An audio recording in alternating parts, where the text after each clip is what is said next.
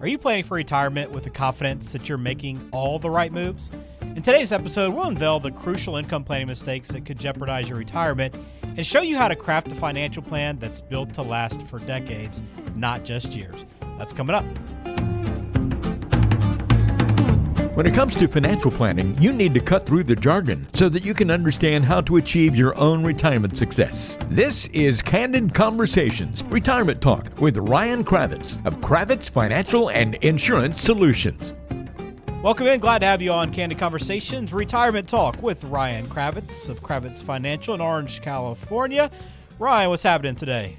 It is springtime over here. It is nice and warm. It is, I think, high 70s, so it's beautiful, and it's spring break. My son's going to be at Disneyland later, so Nice. it's a good day. Are you going out there with him as well? I'm not going to make this trip here, Okay. but I'm sure going to get plenty of pictures, and I'm sure he's going to have a great time. We've got that annual pass, use certain days, and so my wife was able to take him today with some friends, and so should be fun. That is a lot of fun. Is that a place you guys get to often, Disneyland? In the last year, we've had that season pass. There's different Oh, cool. ones. My wife knows more about all the different types, but Yeah. we have one where you can use on certain days, and so Nice. she's able to pick and choose and take him there for a few hours, and which is the perfect amount of time because he's 5 going on 6. He's not ready for a full day, I don't think. So Yeah, I'm sure yeah. you're okay not having a full day out there as well. Sometimes it can be pretty exhausting. oh, absolutely. You're not kidding. It's especially if it is hot, but I Yeah. don't want it to be too hot. It'll just be nice. Yeah. Well, cool to have that in your backyard to be able to enjoy. So hope that's a lot of fun. But I want to hop into our topic today. I think it's going to be a good one about income planning mistakes that people make. And I encourage anyone to jot down this number so you can follow up with Ryan if you have income planning questions for yourself or want to begin crafting your income plan as part of your bigger retirement strategy. That number is 714-462-9155. But also you can find them online at kravitzfinancial.com. So again, our goal today is to really help you ensure your retirement strategy is foolproof against some of these common pitfalls and really make sure that you're ready to secure your financial future. So we've got 5 or 6 retirement income planning mistakes that we want to run through. And Ryan, I'm going to throw the mistake your way, let you kind of explain it for us. I want to start with this one. You don't want to plan to be retired for years, right? It's important that you're looking at a longer time frame than that. Planning to be retired for decades even. Yeah, it's so true now today. I mean, people are living so much longer. It's not unlikely that people are going to live for 15 years or 20 years or even 30 years or more now in retirement. So often, I'll hear things like, well, my parents died young, so I probably will too. Yet, they're in their 60s already and they're feeling healthy. So, you really want to give some kind of rethink that is, what is your longevity? What is your health like today? I know of many people that had no idea they would be as healthy and as active as they are, and they're now in their 70s. And it's just the new normal now that people are, living longer, but also healthier and more active and having more energy at older ages, well into their 70s, sometimes well into their 80s, still out there traveling and doing stuff. So you definitely want to make sure that you're planning for a long time there in retirement so that you have, the resources that you need to make that happen, make that work well for you.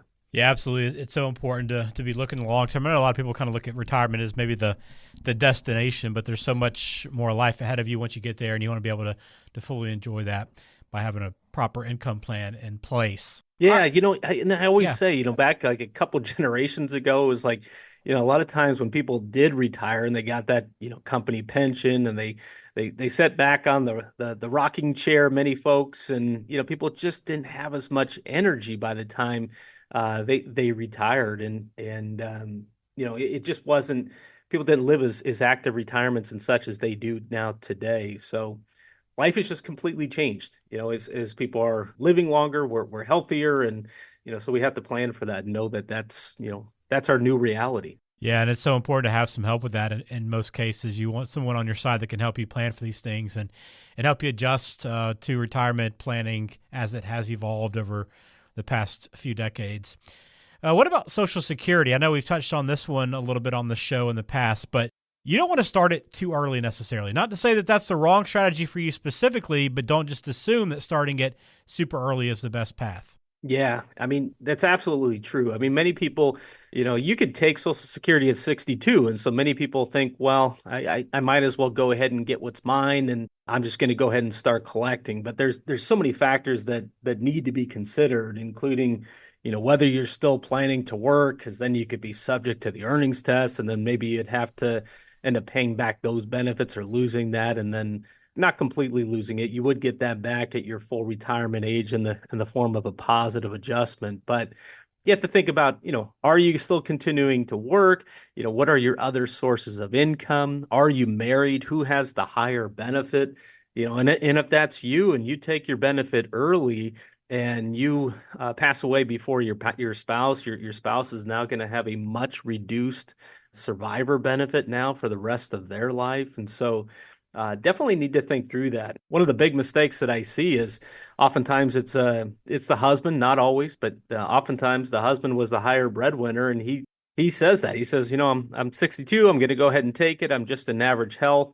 Might as well go ahead and get what's mine. And then when he ends up passing away, his wife, who's maybe a couple years younger than him, she'll now have that much reduced survivor benefit now for the rest of her life. And I read a statistic the other day, I believe it was, that women are outliving men by 14 years, or being, Wow. widows now for 14 years. Huh. Yeah, I think that was the number. And I also read 98% of women are the widow recipients there of Social Security. So that's so important. If you're married, making that decision, not just what's best, for you, but what's best for you and your spouse, and really how to coordinate that. So definitely want to think through what you're going to do there. The other thing too with Social Security is it's tax advantaged, right? So Yeah. it's taxed differently. So there can be some other advantages to delaying that benefit as well. Awesome. Great stuff. So again, that's one mistake that people make, is starting it too early without thinking through their options. All right. As you build your income plan, one of the expenses that is easy to overlook is healthcare costs. Again, a mistake that a lot of people make. Yeah, unfortunately, with a lot of expenses, I find people tend to spend less over time, just in general. In general, what I find is, usually in your 60s, if that's when you retire, that's when you're going to spend the most money. And then sometime in your maybe mid 70s or so, you start to slow down a little bit. You start to spend a little bit less. And then maybe in your mid 80s or so, you start to spend even less, just because you're not out there, traveling, going on, different vacations, or going out and just doing things, going out to eat, going out to shows, or whatever it is that's fun for you. But the one expense that just continues to escalate year by year are healthcare costs. And historically, the healthcare costs have been going up at roughly twice the rate as overall inflation. So definitely need to account for that. Even though a lot of expenses do decline over time in retirement, the healthcare cost is the one that tends to really creep up. And the older that you get, the higher those costs become. So understanding how you're going to pay for that, what your options are for Medicare, what that covers, what it doesn't cover, and what's considered long-term care, and what what that's all about, and how much it would cost if you needed to get care at home, or in an assisted living facility, or even in a nursing home. Costs vary tremendously depending upon where you're getting care, the type of care, and even depending on the part of the country that you're in, or even the part of the county, such as here in Southern California. I mean, there's certainly cities where you could get care for a lot less cost than in other cities. So it's important to be aware of what these costs are, and likely how you would receive care if you need it, and have a plan for how you're going to pay for it. Yeah, so true. So true. Healthcare costs, and you make some good points about how they can differ depending on where you are. So a lot of different factors that go into it, but ultimately it's going to probably end up being more expensive than you anticipated going into it. So you definitely want to work that into the plan. Again, as we go through this, if you have questions for Ryan, number 714-462-9155, or log on kravitzfinancial.com. All right, so when you come up with an income plan and you go ahead and target that number you're going to need per month to live on, do not ignore inflation, because that number that you're planning on using today probably not going to hold up in a few years. So here's the thing is that, the cost of living is going to go up over time. And, as I mentioned earlier, what happens though with a lot of people is they don't tend to spend as much over time just because as people get older, you tend to have less energy and less desire to go out and do all those fun things. Now, that said, though, inflation is still there. So if let's say we're assuming that inflation is going to be 3%.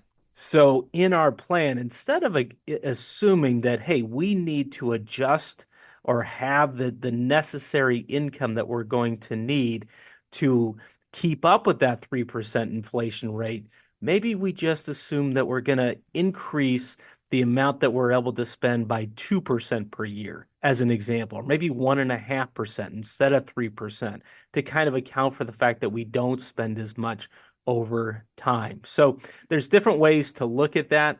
But it's something that can't be overlooked, but certainly inflation will take its toll over time. And the longer that you live, the more of an impact it's going to have. Yeah, very well said. And inflation, while we're definitely aware of it in the past few years, even when it creeps back down, it's still always in the background, and you need to account for that in your income plan. All right.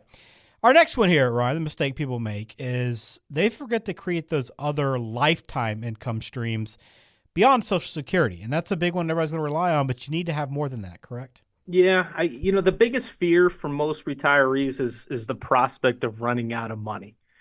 And even amongst people that have done a really good job of saving and maybe don't have that fear that they're going to run out of money, what I find is there's still that fear that they're going to make a wrong turn. They're going to make a bad decision. And now they're going to be put in a position where they now have to live a lifestyle that's, not quite as good as they had anticipated they would be able to live. So be sure that you have a plan in place that will give you and your spouse, if you're married, several income streams for the rest of either of your lives so that you don't have the remaining spouse in a difficult financial position after the death of the first spouse.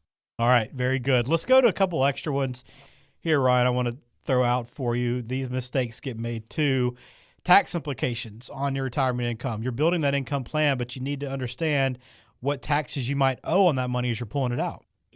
This is so big too, because, what I find happens a lot, Ben, is people throughout their working years, if you're, working for an employer, you're an employee, you're getting that paycheck maybe every 2 weeks. And for a lot of folks, that's your sole source of income.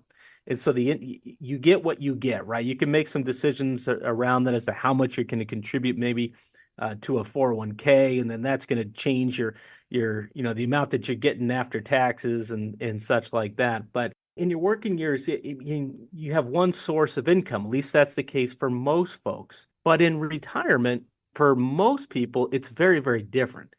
You're going to have Social Security, at least most people are. Some folks are going to have a pension. Some are going to have money in an IRA or a 401k or some other type of retirement account that they contributed to. You might have money in non-qualified funds that are, in a taxable brokerage account, such as, where you're paying taxes on dividends and capital gains each year. And, the key thing to understand here is that all this money is taxed differently. You've got IRAs and 401ks. We have ordinary income. You've got dividends and capital gains. Those are taxed differently. Even the formula to determine whether Social Security is going to be taxed, that's different. That's a whole other thing, that's called combined income. You have all these different income sources. You could even have tax-free income, right, from a Roth IRA. Yeah. And one of the big mistakes that I see that folks make in retirement as they're, planning their retirement, how they're going to get their income in retirement, is not accounting for the taxes they're going to have to pay on those different accounts and how much they should withdraw from which accounts and when. I just saw the other day, I was talking to a gentleman that I think he was 66, 67, something like that. And in his mind, he didn't need the money that was in his IRA. So he was just going to keep deferring it until he had to start taking out his RMDs. Well, in his situation, it actually would have been a better move for him to consider start withdrawing some of that money sooner, because he would be able to do that at a presumably lower tax bracket now. If he was able to withdraw some of that money, he could get some out at it, even at 10 and some at 12% tax bracket, versus having to wait and keep deferring that money until he's required to take out those RMDs, and now perhaps having to pay taxes at an even higher rate.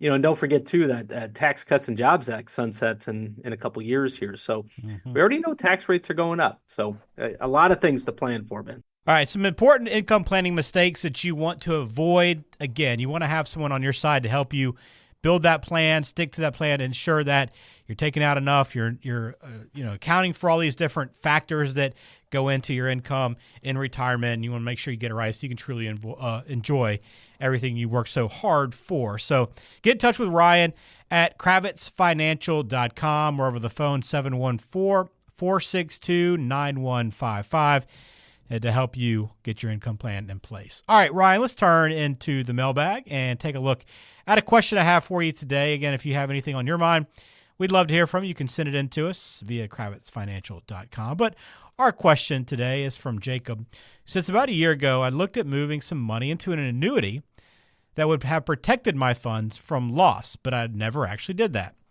Now that the market has been up since then, this move seems to be even more appealing to me. Am I approaching this decision the right way? So this is a good question, and there's a lot of unknowns here, but the first thing that I would say is I would not say that you're approaching this the right way.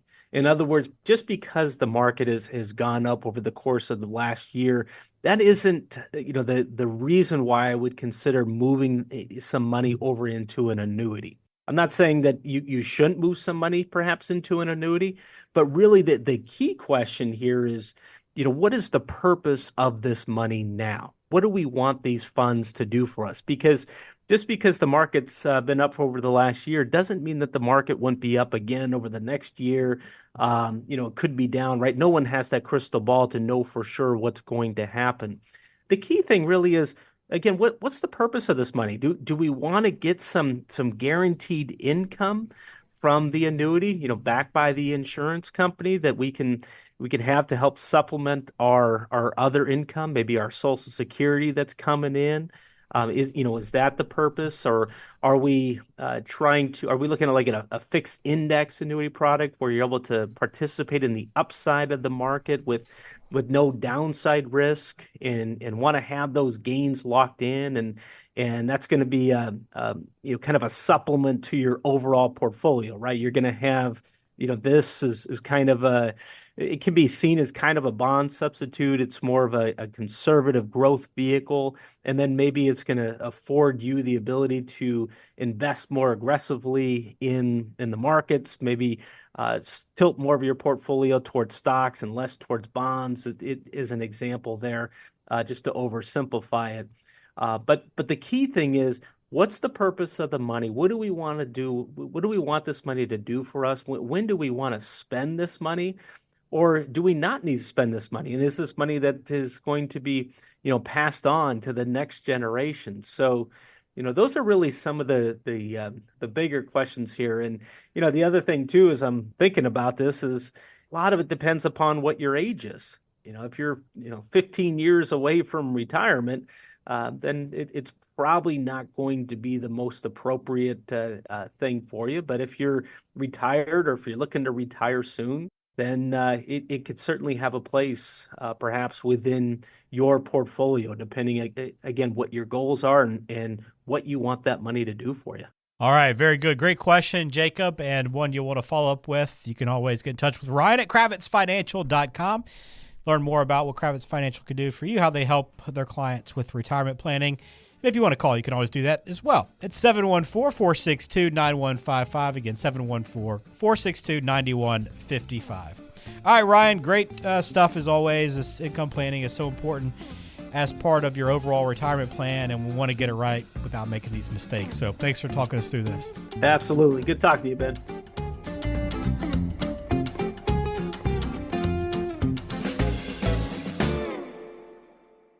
Information provided is for informational purposes only and does not constitute tax, investment, or legal advice. Please consult with a qualified professional before taking any action. Investment advisory services offered through Brookstone Capital Management, LLC, BCM, a registered investment advisor. Cravitz Financial and Insurance Solutions and BCM are independent of each other.